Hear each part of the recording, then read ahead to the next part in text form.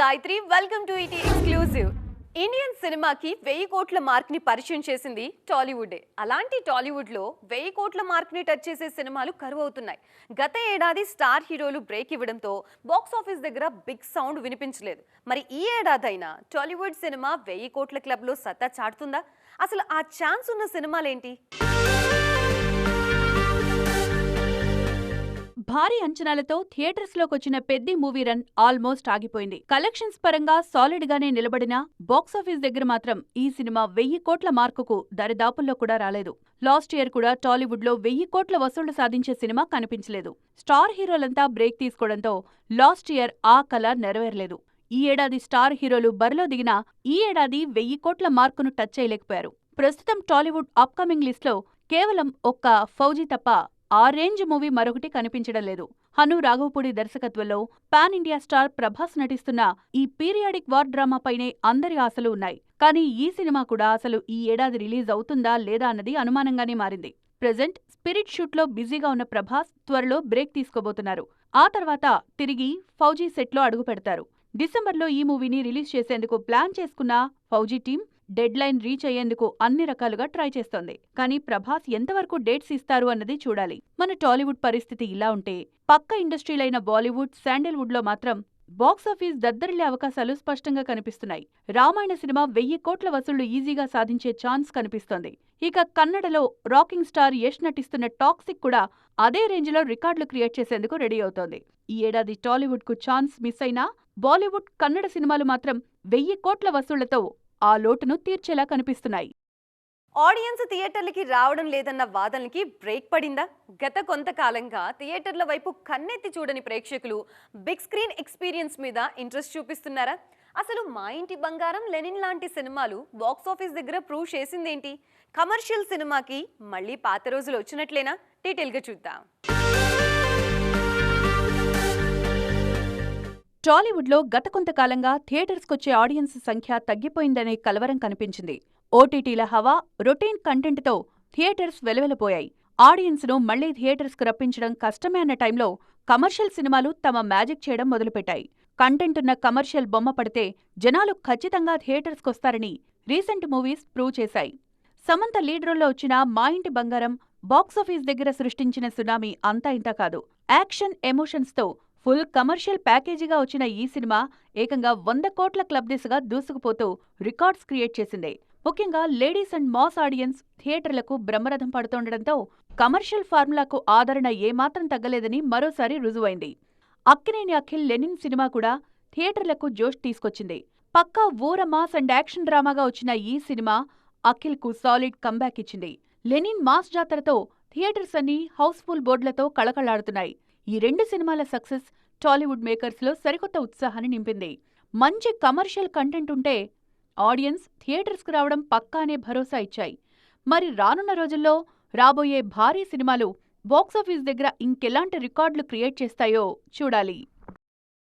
నితీష్ తివారీ తెరకెక్కిస్తున్న Ramayana part 1 trailer release కి ముహూర్తం ఖరారైంది. భారతీయ సినిమా చరిత్రలోనే బిగ్గెస్ట్ బడ్జెట్ తో రూపొందుతున్న ఈ మూవీ గ్లిమ్స్ కోసం ఆడియన్స్ చాలా రోజులుగా ఎదురు చూస్తున్నారు. ముఖ్యంగా ఆది పురుష్ ఎక్స్పీరియన్స్ తర్వాత రామాయణ లుక్స్ విషయంలో ఆడియన్స్ లో టెన్షన్ కనిపిస్తోంది. అసలు రామాయణ ట్రైలర్ లాంచ్ విశేషాలేంటి? లుక్స్ విషయంలో ఎదురవుతున్న సవాళ్లేంటి? బాలీవుడ్లో మైథలాజికల్ సినిమాలంటేనే ఈ మధ్య ఆడియన్స్లో క్యూరియాసిటీతో పాటు భయం కూడా కనిపిస్తోంది. ముఖ్యంగా ఆది పురుష సినిమా విషయంలో ట్రైలర్ ఎంతగా నెగిటివ్ అయిందో, లుక్స్ మీద ఎలాంటి ట్రోల్స్ వచ్చాయో అందరికీ తెలుసు. ఇప్పుడు నితీష్ తివారీ రామాయణ టీం ముందున్న అతిపెద్ద సవాల్ ఈ హర్డిల్ని దాటడమే. ఆది పురుష సినిమా విషయంలో రామ రావణ లుక్స్ మీద చాలా అభ్యంతరాలొచ్చాయి. ఆ ఎఫెక్ట్ సినిమా రిజల్ట్ మీద కూడా పడిపోయింది. అందుకే ఆ తరువాత మైథలాజికల్ మూవీస్ చేస్తున్న మేకర్స్ ప్రతి విషయంలో కూడా మరింత జాగ్రత్తగా ఉంటున్నారు. ఇప్పుడు రామాయణ టీం కూడా అదే చేస్తోంది. రామాయణ పార్ట్ 1 ట్రైలర్ని ప్రతిష్టాత్మక శాన్ డియాగో కామిక్ కాన్ ఈవెంట్లో జూలై 23న ప్రదర్శించి జూలై 24న ప్రపంచవ్యాప్తంగా రిలీజ్ చేయబోతున్నారు. బాలీవుడ్ నుంచి గ్లోబల్ లెవెల్లో ఈ రేంజ్ ప్రమోషన్స్ జరగడం ఇది ఫస్ట్ టైం. ముందు నుంచి ఈ సినిమాని గ్లోబల్ రేంజ్లో ప్రమోట్ చేస్తున్న మేకర్స్ ఏ అవకాశాన్ని వదిలిపెట్టడం లేదు. రణబీర్ కపూర్ రాముడిగా, సాయి పల్లవి సీతగా, యష్ రావణాసురుడిగా నటిస్తున్న ఈ సినిమాలో లీడ్ యాక్టర్స్ లుక్స్ అయితే అత్యంత కీలకం కాబోతున్నాయి. ఆదిపురుష్ చేసిన తప్పుల్ని రిపీట్ చేయకుండా పక్కా ప్లాన్తో రామాయణ టీం విజువల్స్ డిజైన్ చేసింది. అఫీషియల్ ట్రైలర్లో పాత్రల ఆహార్యం ఎలా ఉండబోతుందోనన్న టెన్షన్ ఇప్పుడు అందరిలోనూ కనిపిస్తోంది. రియల్ ఇన్సిడెంట్స్ ఆధారంగా తెరకెక్కిన సత్లూజ్ మూవీని రిలీజ్ చేసిన 2 రోజుల్లోనే ఓటీటీ నుంచి కూడా తొలగించడం మీద నేషనల్ లెవెల్లో డిస్కషన్ జరుగుతోంది. ఈ సినిమా నేపథ్యంలో కొన్ని రోజులుగా మరుగున పడిపోయిన వాదన ఒకటి తెర మీదకి వచ్చింది. ఓటీటీకి సెన్సార్ చేయాల్సిందే అన్న డిమాండ్ని మరోసారి వినిపిస్తున్నారు. నిజంగా డిజిటల్ కంటెంట్కి సెన్సార్ సాధ్యమేనా? ఓటీటీ కంటెంట్కు సెన్సార్ చెయ్యాలన్న వాదన ఇప్పుడు కొత్తగా తెరమీదకొచ్చిందేం కాదు. గతంలో వెంకటేష్, రానా హీరోలుగా తెరకెక్కిన రానా నాయుడు రిలీజ్ సమయంలోనూ ఇదే డిస్కషన్ జరిగింది. అప్పట్లో ఫ్యామిలీ హీరో ఇమేజున్న వెంకటేష్ ఇలాంటి షోలో నటించడం ఏంటి అంటూ ఘాటుగా స్పందించారు ఆడియన్స్. రానా నాయుడుతో పాటు ఆశ్రమ్, తాండవ్ లాంటి సిరీస్లు కూడా తీవ్ర వివాదాస్పదమయ్యాయి. ఆ సమయంలో ఓటీటీ ప్రాజెక్ట్స్ కూడా సెన్సార్ ఉండాల్సిందే అన్న డిమాండ్స్ తెరమీదకొచ్చాయి. ఆడియన్స్ పర్సనల్ ఇంట్రెస్ట్తో టికెట్ కొనుక్కొని థియేటర్స్కి వెళ్లి చూసే సినిమాలని సెన్సార్ చేస్తున్నప్పుడు ఇంట్లో అందరికీ అందుబాటులో ఉండే ఓటీటీ కంటెంట్ మీద నియంత్రణ లేకపోతే ఎలా అన్నది విశ్లేషకుల మాట. ఓటీటీలకు సెన్సార్ విధించడం థియేట్రికల్ రిలీజ్కు హెల్ప్ అవుతుందన్న టాక్ వినిపిస్తోంది. రీసెంట్ టైమ్స్లో థియేటర్లలో రిలీజ్ అయిన సినిమాలకు కూడా ఓటీటీలో అన్సెన్సర్డ్ వర్షన్ రిలీజ్ చేస్తున్నారు. ఈ ఎఫెక్ట్ థియేట్రికల్ మార్కెట్ మీద గట్టిగానే పడుతోంది. అందుకే ఓటీటీ కంటెంట్కి కళ్లం వేస్తే అది బిగ్ స్క్రీన్కి కూడా హెల్ప్ అవుతుందన్న వాదన వినిపిస్తోంది. మరి నిజంగానే ఓటీటీలను నియంత్రించడం సాధ్యమేనా? చూడాలి. జూనియర్ ఎన్టీఆర్, త్రివిక్రమ్ కాంబినేషన్లో వస్తున్న పాన్ ఇండియా మూవీ అనౌన్స్ అయిన దగ్గర నుంచే సోషల్ మీడియాలో సెగలు రేపుతోంది. ముఖ్యంగా తమిళనాట ఈ సినిమాపై పెద్ద చర్చ నడుస్తోంది. ఈ డిస్కషన్ కంటిన్యూ అవుతూ ఉండగానే ధనుష్, వెట్రిమారన్ కూడా మురుగన్ కాన్సెప్ట్తో సినిమాని ప్రకటించారు. దీంతో ఇప్పుడు ఈ వివాదం టాలీవుడ్ వర్సెస్ కాలీవుడ్గా మారింది. అసలు ఈ మురుగన్ వివాదం ఏంటి? డీటెయిల్గా చూద్దాం. తారక్, త్రివిక్రమ్ కాంబినేషన్లో రాబోతున్న భారీ యాక్షన్ ఎపిక్ మూవీకి సంబంధించిన ప్రకటన నేషనల్ లెవెల్లో బజ్ క్రియేట్ చేసింది. ఈ సినిమా సుబ్రహ్మణ్య స్వామి బ్యాక్ డ్రాప్ లో తెరకెక్కుతూ ఉండడంతో కోలీవుడ్ లో వివాదం మొదలైంది. పోస్టర్లో సంస్కృత శ్లోకం ఉండడం, కుమారస్వామి ఉత్తరాదిన జన్మించాడని ప్రచారం జరగడంతో మురుగన్ మా దేవుడు అంటూ తమిళ తంబీలు సోషల్ మీడియాలో పెద్ద ఉద్యమమే చేస్తున్నారు. సరిగ్గా ఈ వేడిలోనే తమిళ హీరో ధనుష్, డైరెక్టర్ వెట్రిమారన్ కాంబినేషన్లో తమిళ్ మురుగన్ పేరుతో కొత్త సినిమా అనౌన్స్ కావడం మరింత కాకరేపుతోంది. ఎన్టీఆర్ సినిమాకు పోటీగానే తమ దేవుడి చరిత్రను వక్రీకరించకుండా మేమే తీస్తామంటూ తమిళ మేకర్స్ ఈ ప్రాజెక్ట్ ని హడావిడిగా అనౌన్స్ చేసేశారా అన్న అనుమానాలు రేజ్ అవుతున్నాయి. ఇప్పుడు కేవలం ఏఐ విజువల్స్ తో రిలీజ్ చేసిన తమిళ మురుగన్ టీజర్ మీద టాలీవుడ్ ఆడియన్స్ నుంచి సెటైర్స్ పడుతున్నాయి. కమ్యూనిస్ట్ భావాలున్న దర్శకుడు వెట్రిమారన్ ఫస్ట్ టైం ఒక డివోషనల్ కథను ఎంచుకోవడంతో ఆ సినిమా ఎలా ఉండబోతుంది అన్న ఇంట్రెస్ట్ కూడా నెలకొంది. తన గత చిత్రాల మాదిరే ఈ సినిమాని ఒక నవల ఆధారంగానే ప్లాన్ చేస్తున్నారు వెట్రిమారన్. ధనుష్ వేగంగా సినిమా పూర్తి చేస్తారు కాబట్టి తారక్ సినిమా కంటే ముందే తమిళ మురుగన్ ఆడియన్స్ ముందుకొచ్చే అవకాశం ఉంది. దీంతో ఖచ్చితంగా పోలికలొస్తాయి అన్న టెన్షన్ నెలకొంది.